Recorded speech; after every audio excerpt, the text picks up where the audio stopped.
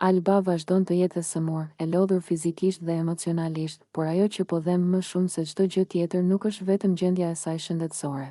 Është fakti se brenda shtëpisë së Big Brother Kosova, ajo duket se ka mbetur krejtësisht e vetme.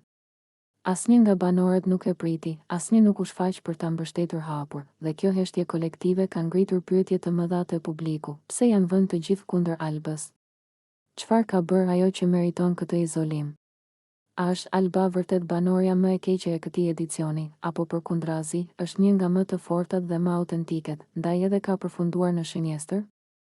Nëse Alba do të ishte vërtet më e keqja, siç disa mund të përpiqen ta paraqesin, atëherë pse nuk nxirret? Pse vazhdon të qëndrojë brenda? E vërteta është se Alba ka treguar qëndres, sinqeritet dhe forcë karakteri, cilësi që shpesh brenda një loje si Big Brother nuk falen. Kur je i drejt për drejt, kur nuk përshtatesh me hipokrizin dhe kur nuk luan sipas skenarëve të tjerëve, është më e lehtë të përjashtohesh se sa të përqafohesh. Fakti që Alba është e sëmur dhe megjithatë nuk po merr mbështetje nga banorët e tjerë flet shumë për klimën brenda shtëpisë. Njerëzia nuk matet me strategji, as me aleanca, por me mënyrën se si sillesh me dikë kur është i dobët. Kur është i rrëzuar, kur ka nevojë për një fjalë të mirë apo për një gjest minimal human. Dhe pikërisht këtu, shumë prej banorëve po dështojnë Big Brother është lojë, por mbi të gjitha është një pasqyrë e karakterit njerëzor.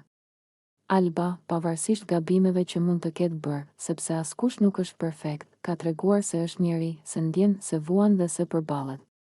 Kjo nuk duhet të ndëshkohet, por të vlerësohet. Njerëzit duhet të vlerësohen për atë që janë, jo për sa të përshtatshëm janë për lojën e të tjerëve. Alba nuk ka nevojë të sulmohet nga të gjithë, por të lihet të shërohet, të qetësohet dhe të bëjë mirë. Sepse në fund të fundit, shëndeti, dinjiteti dhe njerëzia janë më